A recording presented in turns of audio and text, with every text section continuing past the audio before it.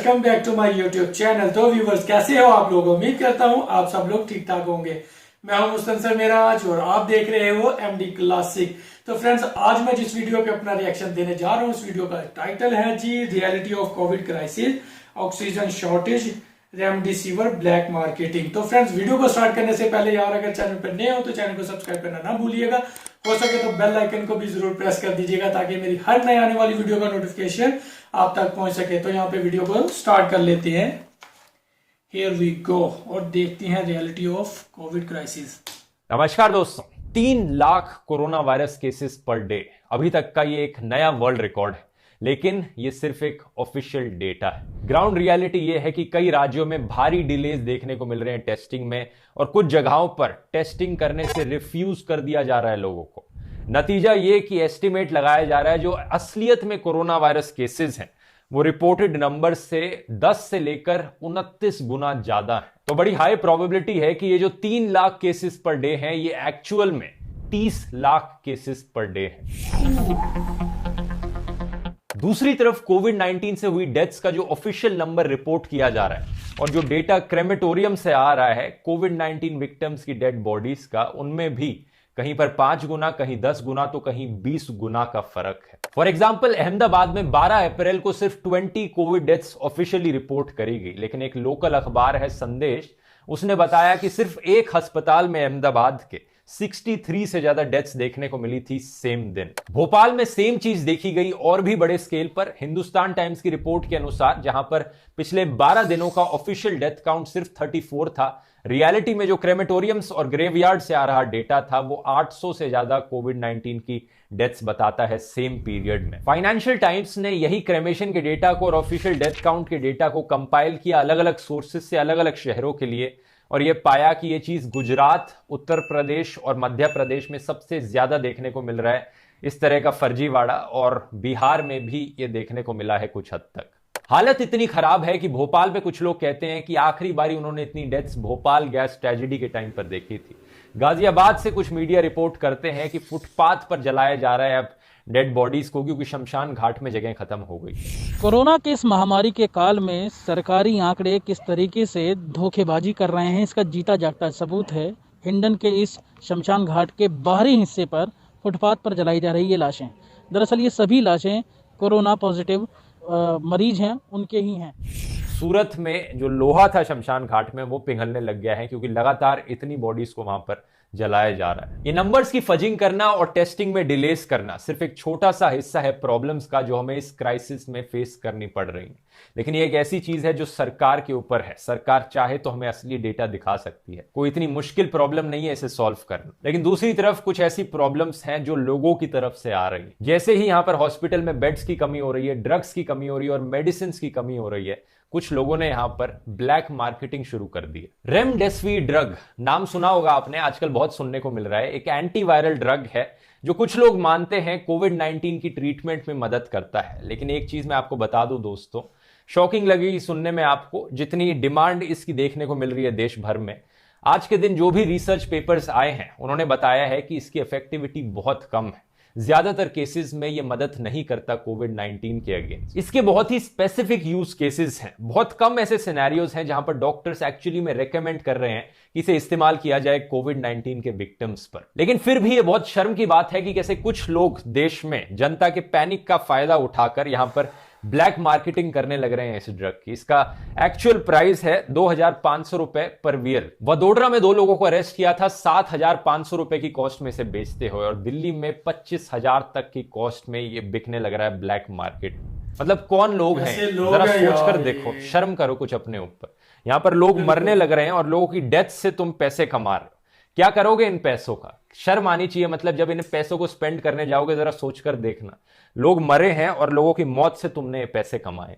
ये black marketers अक्सर system में लूप होल्स का फायदा उठाते हैं। फार्मा कंपनी ये ड्रग को बेचती है डिस्ट्रीब्यूटर्स को, और ये डिस्ट्रीब्यूटर्स मेडिकल स्टोर्स को ये ड्रग को देते हैं, और ये जो मेडिकल स्टोर में काम करने वाले लोग होते हैं ये अक्सर बेच डालते हैं इन मिडलमैन को और इन ब्लैक मार्केटर्स को एक एक्स्ट्रा हाई कॉस्ट पर, और वो जाकर अपना बाद में प्रॉफिट कमा लेते हैं और जनता को इतने हाई दाम पर इसे बेचते हैं। लेकिन इन सबको छोड़कर जो सबसे बड़ी प्रॉब्लम से देश आज के दिन गुजर रहा है इस क्राइसिस के दौरान, वो है हॉस्पिटल बेड्स की कमी होना और ऑक्सीजन सिलेंडर्स की कमी होना। बीबीसी के अनुसार दिल्ली, अहमदाबाद और मुंबई 99% आईसीयू बेड्स हॉस्पिटल्स में फिल हो चुके हैं ऑलरेडी। जिस समय ये वीडियो बना रहा हूं मैं, दिल्ली में कुछ अस्पतालों की और कई और स्टेट्स में, कई और शहरों में कुछ अस्पतालों की ऑक्सीजन सप्लाई सिर्फ कुछ चंद घंटों की रह गई है। मैक्स हॉस्पिटल है पतपड़गंज में, उनकी ऑक्सीजन सप्लाई सिर्फ 3 घंटे की रह गई थी। उन्होंने दिल्ली हाईकोर्ट को अर्जेंटली अप्रोच किया इस सिचुएशन को लेकर। हाईकोर्ट ने सेंट्रल गवर्नमेंट को कहा है कि स्टील और पेट्रोलियम इंडस्ट्रीज में जो ऑक्सीजन इस्तेमाल करी जा रही है उसको एकदम से स्टॉप किया जाए और वहां से ऑक्सीजन को डाइवर्ट किया जाए इन मेडिकल पर्पसेस के लिए, ताकि लोगों की जान बच सके। इसी मैक्स हॉस्पिटल में 400 से ज्यादा लोगों की लाइफ्स डिपेंडेंट हैं इस ऑक्सीजन की सप्लाई पर, जो कि कट हुई तो इतने लोगों की जानें जाएंगी। पूरे देश भर में आज ऐसी ही सिचुएशन हमें देखने को मिल रही है। इसमें कोई दो राहें नहीं है कि जिस भयानक हेल्थ केयर क्राइसिस से देश गुजर रहा है, इसका ब्लेम लोगों से ज्यादा सरकार पर जाता है। एक इंडिविजुअल इंसान के कंट्रोल में क्या है? मास्क पहनना ना पहनना, सोशल डिस्टेंसिंग करना ना करना, लेकिन इससे ज्यादा एक इंडिविजुअल इंसान कितना कंट्रोल कर सकता है। लेकिन दूसरी तरफ सरकार के पास 6, 7, 8 महीने का चांस था। जब फर्स्ट वेव खत्म हो गई थी कोरोना की, सरकार के पास मौका था और हॉस्पिटल बेड्स बनाए और ऑक्सीजन जनरेशन प्लांट्स बनाए, ऑक्सीजन सिलेंडर्स की जो सप्लाई है उसको ऑलरेडी सही करे, वैक्सीन की डिप्लॉयमेंट सही तरीके से जल्दी से करे। लेकिन सरकार ने ये सब नहीं किया। सरकार ने बहुत टाइम वेस्ट किया। Scroll.in की एक रिपोर्ट के अनुसार सरकार ने 8 महीने से ज्यादा तक का समय लगा दिया सिर्फ टेंडर फ्लोट करने में ऑक्सीजन जनरेशन प्लांट के। आज के दिन 150 में से सिर्फ 5 प्लांट्स ऑपरेशनल हुए हैं जो सरकार ने इनिशियली प्लान किया था। अगर सरकार ये टाइम वेस्ट ना करती और पैसे वेस्ट ना करती, सरकार ने कहा सेंट्रल विस्टा में 20,000 करोड़ रुपए लगाने का फैसला किया इसी समय में जब देश कोरोना की क्राइसिस से गुजर रहा। अगर सरकार इन चीजों में फोकस करती तो आज के दिन ये स्थिति ना आती। अब कुछ लोग कहेंगे दोस्तों कि क्यों इतना पॉलिटिकल हो रहा हूं मैं, क्या जरूरत है पॉलिटिक्स को इस चीज में इन्वॉल्व करने की। लेकिन रियलिटी यही है दोस्तों कि पॉलिटिकल फेलियर से ही ऐसी क्राइसिस क्रिएट होती हैं देश। रियलिटी यह है कि जो सेंटर गवर्नमेंट है वही डिसाइड करती है ऑक्सीजन की एलोकेशन कैसी करी जाएगी देश भर में, वैक्सीन को कैसे प्रोक्योर किया जाएगा, कैसे एलोकेट किया जाएगा। आज के दिन अगर आप खबर में सुनते हैं कि दिल्ली के चीफ मिनिस्टर धन्यवाद कर रहे हैं सेंटर गवर्नमेंट का ऑक्सीजन सप्लाई बढ़ाने के लिए, या फिर पंजाब के चीफ मिनिस्टर सेंटर गवर्नमेंट को लिख रहे हैं कि ऑक्सीजन एलोकेशन पंजाब की बढ़ा दी जाए, या फिर केरला में बात करी जा रही है कि जो वैक्सीन की एलोकेशन की गई है केरला के लिए उसे बढ़ा दिया जाए, वो सिर्फ 1/10 है डिमांड की। ये सब इसलिए क्योंकि सेंटर गवर्नमेंट रिस्पॉन्सिबल है वैक्सीन को, ऑक्सीजन को प्रोक्योर करने के पीछे, एलोकेट करने के पीछे। और हमारे प्राइम मिनिस्टर से लेकर होम मिनिस्टर तक सारी सरकार बिजी थी पॉलिटिकल रैली करने में, तो कहां इन्हें फुर्सत मिल पाती ये सब काम करने के लिए। इसलिए सरकार ने यहां पर लोगों को आत्मनिर्भर होने पर छोड़ दिया है। पूरा सोशल मीडिया आज के दिन आप देखोगे भरा पड़ा है। लोग कहीं पर किसी मेडिसिन की रिक्वेस्ट करते हैं, कहीं पर हॉस्पिटल बेड की रिक्वेस्ट करते हैं, तो कहीं पर ऑक्सीजन सिलेंडर की रिक्वेस्ट करते हैं। हालांकि ये काफी अनऑर्गेनाइज तरीके से हो रहा है। इस पे ज्यादा प्लेटफॉर्म्स नहीं बनाए गए हैं कि एक वेबसाइट हो जहां पर लोग डाल सकें कि अच्छा मुझे इसकी जरूरत है, मुझे इसकी जरूरत है, और जो लोग उस एरिया में रहते हैं वो कॉन्टैक्ट कर सकें उन्हें, जो मदद ऑफर कर सकते हैं। ऐसा कुछ देखने को नहीं मिला है। ये अनऑर्गेनाइज तरीके से ही हो रहा है सोशल मीडिया पर। हालांकि कुछ लोगों ने इसे ऑर्गेनाइज करने की जरूर कोशिश करी है अपनी टूल किट्स बनाकर, तो उनका लिंक मैं नीचे पिंड कमेंट में डाल दूंगा और अपडेट करता रहूंगा जैसे ही नई इन्फॉर्मेशन आएगी, जो भी लेटेस्ट इन्फॉर्मेशन होगी। उम्मीद है उससे आपको कुछ मदद मिले अगर आज के दिन आपको मदद की जरूरत है तो।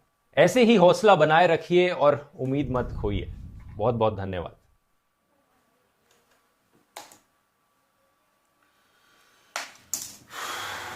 तो फ्रेंड्स, मैं यहाँ पे यार ये कहना चाहूँगा कि सूरत हाल जो है ना कोविड-19 की इस टाइम बहुत ही ज़्यादा गंभीर है। ऑल ओवर द वर्ल्ड जो सेकंड वेव आई है वो बहुत ही तेज़ी के साथ फैल रही है, और मेरे ख्याल से 3 लाख पर डे के केसेस जो है यार ये बहुत बड़े ज़्यादा केसेस हैं। और जैसा कि भाई ने भी बताया कि वर्ल्ड रिकॉर्ड है ये इस टाइम का।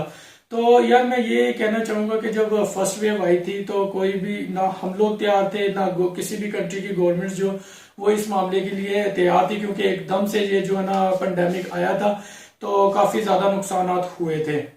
लेकिन जब ऐसा ऐसा ये फर्स्ट वेव खत्म हुई उसके बाद पूरी दुनिया में ये पता था कि यार सेकंड वेव आएगी इसकी।